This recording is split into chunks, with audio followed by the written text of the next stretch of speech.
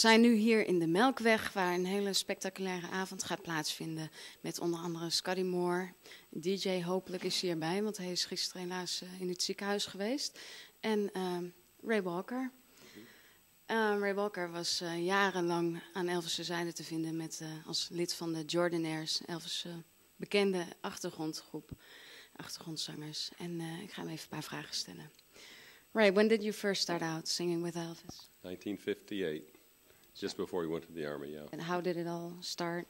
Well, I got a job with the Jordanaires just through natural consequences, and I always feel like the Lord leads the things, you know, and I've never signed a application for work in my life, and so I came with the Jordanaires, and he was the first recording session that I did. I know the Jordanaires, they started out before 58, right? Oh, yeah. So The group was formed in 1948.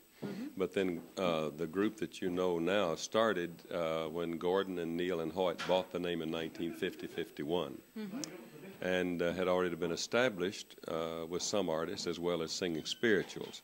And Elvis heard us sing spirituals on the Grand Ole Opry. that was in the early 50s?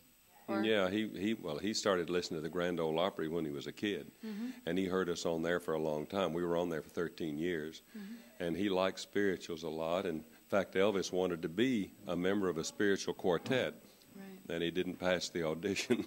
Oh, no. He wouldn't stay on the same part.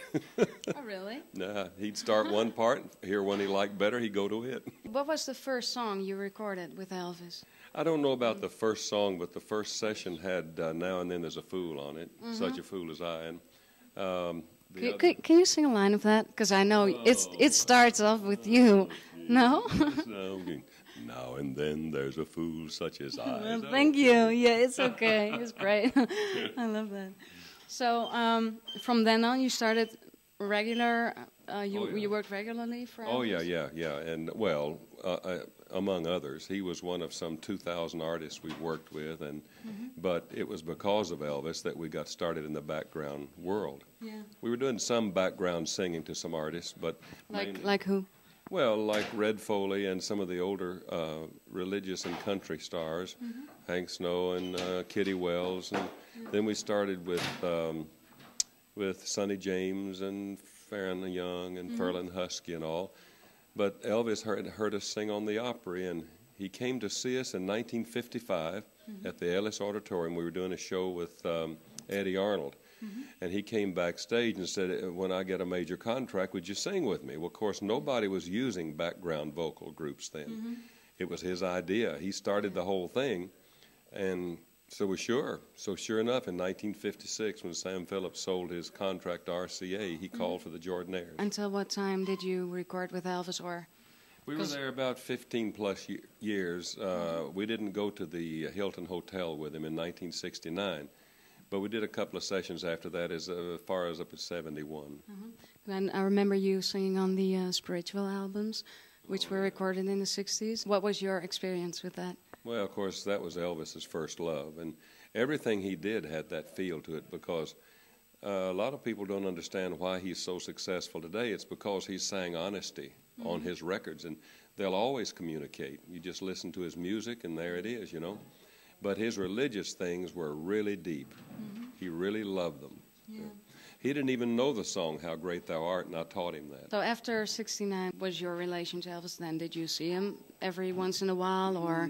Not very much. We didn't see him very much. He was, of course, extremely busy, and he started back on the road again, and he was doing the hotel, and we all had families in Nashville and decided not to leave Nashville. Right. And had too many recording sessions. Nowadays, what are you doing? You're still... Same thing. We've just spent, in 1998, we did 40 weeks in Las Vegas at a hotel, and this year, we've done 42 weeks.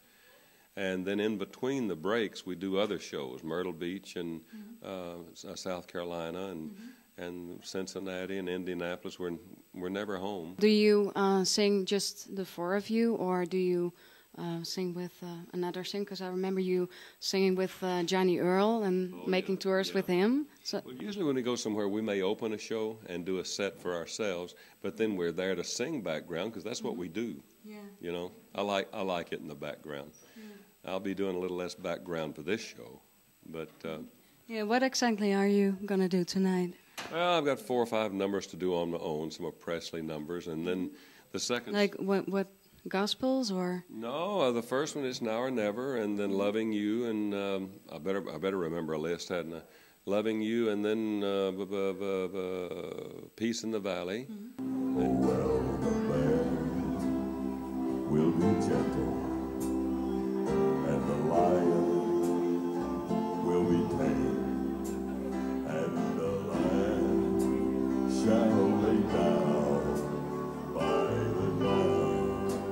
Oh, yes, and the beast of the wild will be led by a little child, and I'll be changed from this creature that I am. Oh, yes, sing it, guys. There will be peace in the valley for me someday. There will be peace in the valley for me. Oh Lord, I pray. Now, guys, there'll be no sadness and no sorrow. Oh my Lordy, no trouble I see. There will be peace in the valley for